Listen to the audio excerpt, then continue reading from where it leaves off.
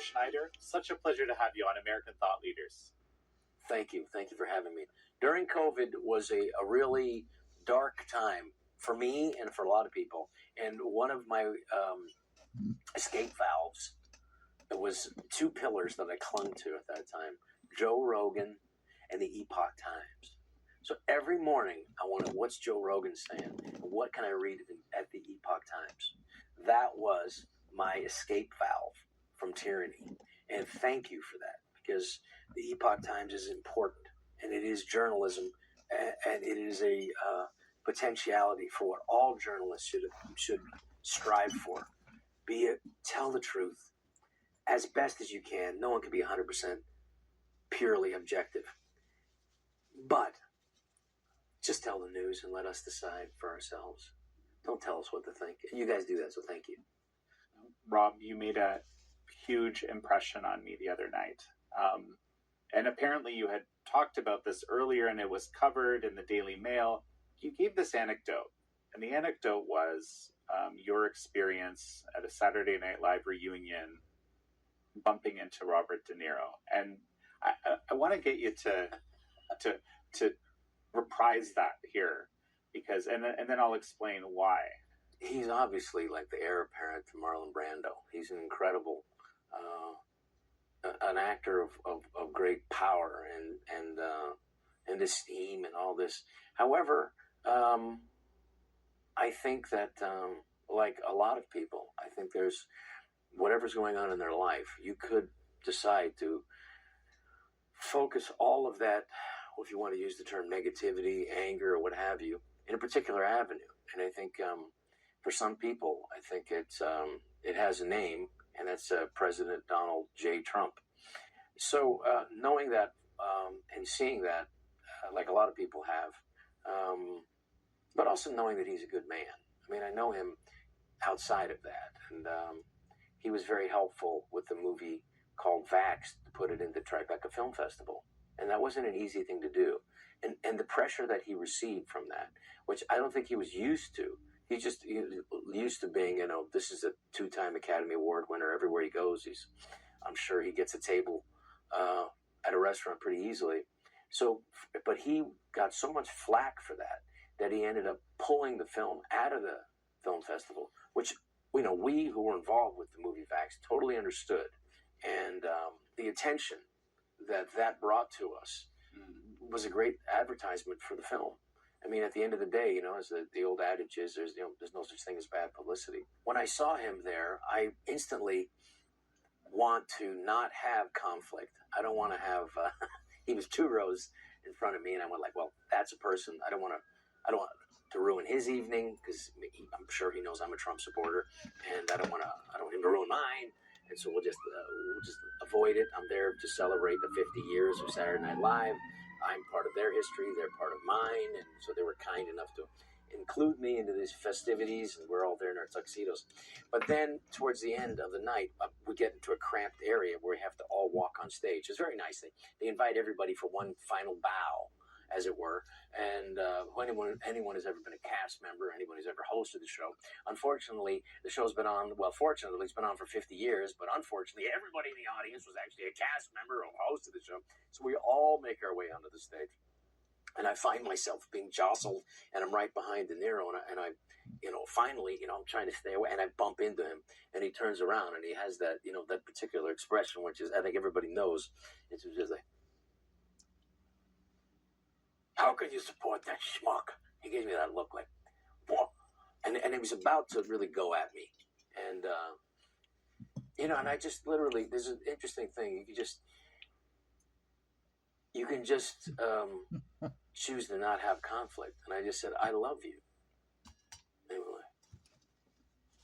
And that's what he gave me that look like. And I went, no, I really love you. And I touched him, and I said, no, I love you, man. And he goes, okay. And I think it diffused that situation. I'm not always going to be at my best, but at that moment, I was. And that was what needed to happen. The cancel culture, we're not going to win. And when I say we, I mean we as a society, we're not going to get anywhere by just the battle. We're going to have to find some common ground, or we're going to have to, have people who are willing to take responsibility for their own actions and how they're willing to treat other people. And at that moment, I was in a good place. I'm not always going to be in that good place, but it was what was needed at that time. I hope I can channel that more often. Well, it was beautiful. You gave that anecdote at a fundraiser in Irvine that you were helping us out with. I thought comports very well with our ethos at Epoch Times, like how we approach basically doing journalism. Like we're always trying to reach people basically with ideas that in many cases they may not be ready for, and that's very difficult in this day and age, especially the way the press is viewed now. I mean, look at today's news. You wake up to the New York Times piece about Donald Trump having the royal Saudi prince, who's according to an intelligence report, said that he was responsible for the murder of a journalist, Khashoggi, and was also working for Qatar, being paid by Qatar, it complicates it. But nevertheless, that's a real something that a question that should be asked. However, my question is, why wasn't that asked, or why aren't these same questions asked under the previous administration? And where is the objectivity for the press? You have to be able to ask difficult questions of every administration. So you have this extreme form of tribalism now, whereas the tribe is illogical because it has no empathy or no, and we saw it in the brutal murder of Charlie Kirk, where the assassin was somehow so wrapped up into this tribalism for his particular side that he just had no empathy. He cared more about the gun that was missing, that he was going to upset his grandfather by not being able to recover the gun. Then he cared about the murder of this this incredible young man, and a young father and a young husband.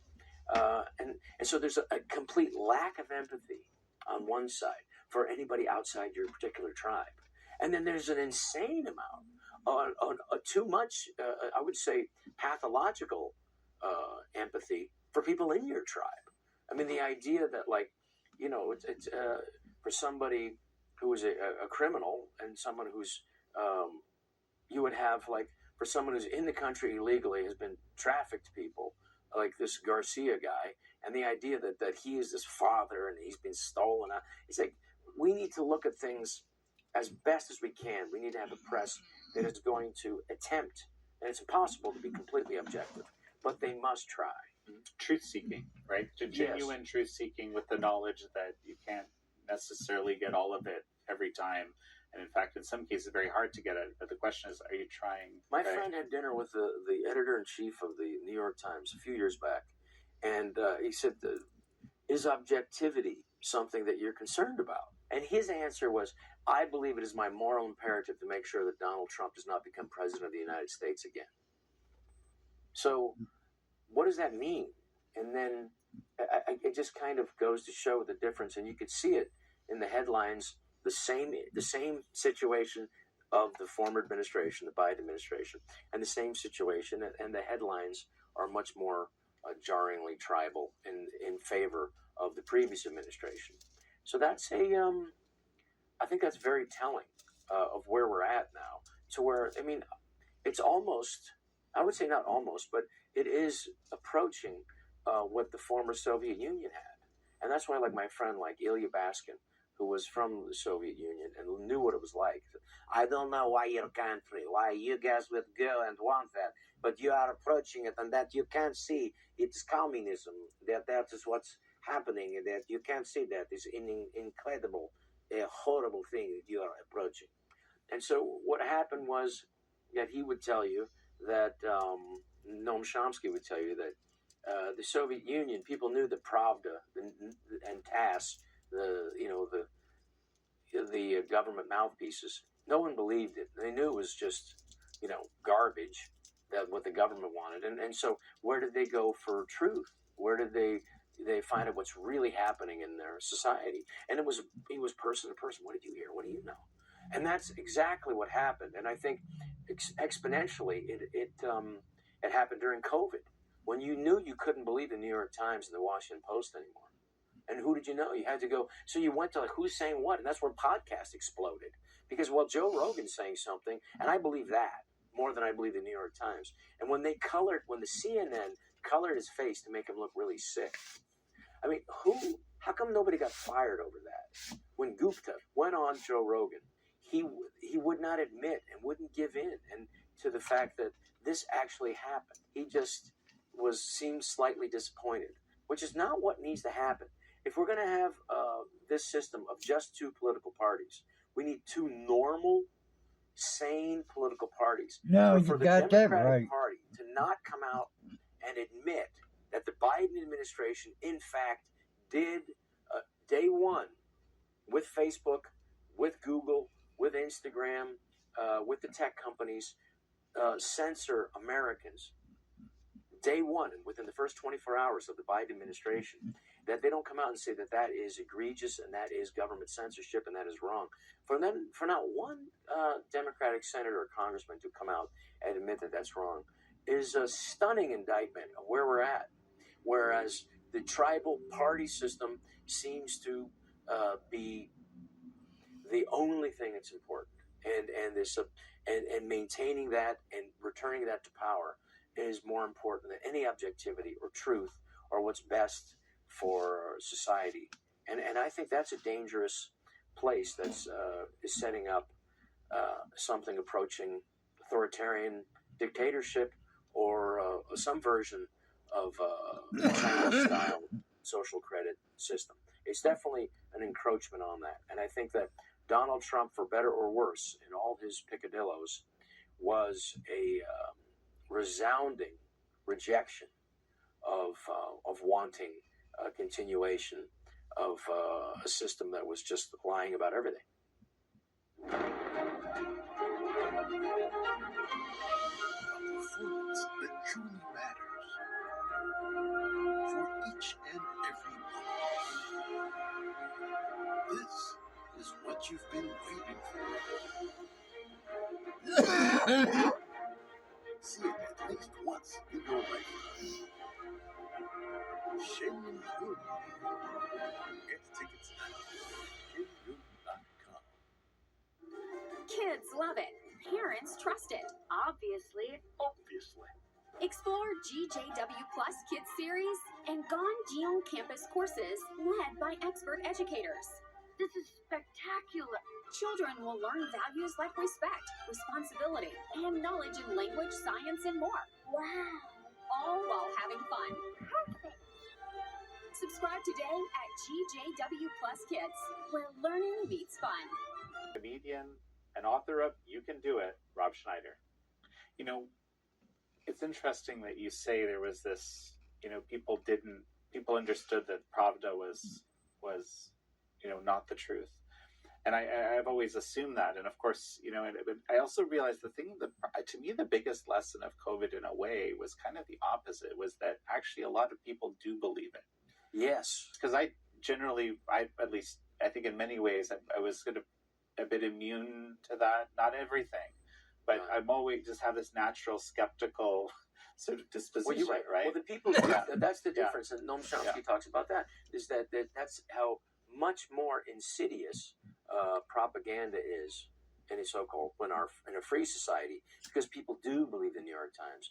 They're more likely to believe the Chicago Tribune, New York Times, Washington Post, and they'll take that as truth. Whereas I think COVID helped melt that, or at least got a lot of people to question it. And that was the breakdown in people who, the 80 million Americans who said, we're not taking that shot. That was for the pressure that people were under. Firing, frontline workers, and nurses and doctors who refused to administer or refused to take that shot. These are people who risked their lives during COVID. For them to be fired was a stunning indictment on the Biden administration, and thankfully that those workers, a lot of them have been rehired, have been compensated, and if you don't have a choice, that's how I got into this attack. Was pretty basic. I mean, if you, the last refuge of your own freedom is your own body, your body autonomy. If the government can make you take any and inject something, an experimental gene therapy or anything into your body against your will, then the government is now able to do any form of atrocity. Once they break that barrier, there's nothing they can't do. And if that's not a wake-up call, if people don't come to their senses and take personal responsibility, and that's what needs to happen. We must take personal responsibility for our own bodies, for our own freedom, for our own. We must be courageous about that, or we're not going to continue. And that's what, when I went to Berkeley, which there was a riot last week, and I was supposed to go with Charlie Kirk, and I asked him over the summer, I said, let's do another university. It's so fun, and it was fun because you had people challenging us. To be a vibrant society, we must be able to be challenged. We got to challenge ourselves, and as the great Andrew Doyle says, we must challenge our certainties. We must, because we can't have a firm foundational belief system that's unchallenged. Then it'll be static. I mean, to continue to be creative, to continue to innovate, to continue to be a vibrant culture, we must allow these challenges. So when I said, Charlie, let's go, I'm going to go to the craziest place. And he said, well, let's go to Berkeley. And so we went. I mean, he was murdered in front of his children. And I'm not quite sure how to filter that. There seems to be such a dis-ease in our culture and a lack of the most basic human dignity, compassion for this man and what happened after. It exposed so much ugliness in our culture that I don't think it's always been there. I think we're at a point where somehow that is accepted by a large group of the populace.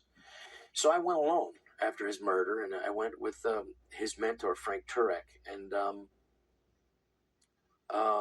there was a group of people at Berkeley who rioted outside and set off tear gas and devices that sounded like gunfire, threw things, spit at people, and the police and the Berkeley, the University of Cal Berkeley, to their great shame, did not prevent those people from interfering. And I include the Berkeley police in that. They did not allow a corridor to get everybody in there. And that's very shameful, because that is 1964. That was the free speech movement in universities. And it wasn't for just one side, it was all sides. So for them to fall so deeply off that precipice against, and to fall into a abyss of censorship is shameful and unfortunate. But it exposes where we're at least. And I think I'd rather have it out in the open. That's why free speech is so important, and the idea of censoring. I mean, the Democrats, during the election, Tim Walz said, free speech doesn't include hate speech. Okay, well then who gets to decide what hate speech is? And then the government's always going to decide hate speech that, or to limit speech that helps and supports what the government is trying to accomplish, which is to squelch dissent of people who are not going along with their policies. Democrat or Republican, it's the same. So it was disappointing, but at the same time, I was buoyed and encouraged by the students, Turning Point USA students at Berkeley chapter, who showed up, over 1,000. To come kind of full circle here in our conversation, the thing that when I've been discussing the Charlie Kirk's murder and the whole situation, he personified this kind of person that would try to reach out with love even to people that clearly didn't disagree. It didn't mean he would agree. It didn't mean he would validate. But he had this particular approach of not treating that other person as an enemy, but just someone that was perhaps mistaken. Yeah. And it reminds me of again, this anecdote you have with Robert De Niro, how to approach things when we have extremes. There's this concept, the principle of mutual inhibition and mutual generation and mutual inhibition. You have one extreme feeds another extreme. Yeah. We're seeing a lot of this kind of thing in the society. Yeah. I wonder if the only way through it, because I believe, as you do, that most people are actually good, and there's a lot more good than evil or bad out there. It's just that you can kind of forget that, and you can kind of imagine that it's not like that, and you can forget that the person who's furious right now about something or got caught up in some sort of social contagion or whatever is actually probably, in most cases, sometimes they might be that really bad person, but in most cases they're not. They're just kind of mistaken. And I agree. There's a humanity there we need to appeal to, and it's just like when you're driving. But you did, my point is, your example is you did it. Like, it worked. It was instinctive at that moment, and I was like at a place in my life, and I think you have to come from. I mean, it has to be, what does this person need right now? And at that moment, that person needed some love and some reassurance and humanity. Mm-hmm. When you're driving in your car, it's an interesting thing that happens. Sometimes, you want to merge. There's a big line of cars. They won't let you in. It's like, just because they just see the blinker and but if you put your hand out, people realize something. Mm. Oh, that's right. There's a human being inside there. Mm. And so sometimes in our worst moments, we must remember there's a human being inside there. And never forget that, because every human being is deserving of being treated with dignity by the very virtue of them being human. And that is something we must never forget. At the end of the day, if we can really take that Christian ethic of showing that light, it'll always overpower darkness. Well, Rob Schneider, it's such a pleasure to have had you on. Thank you, Jan. Thanks for having me.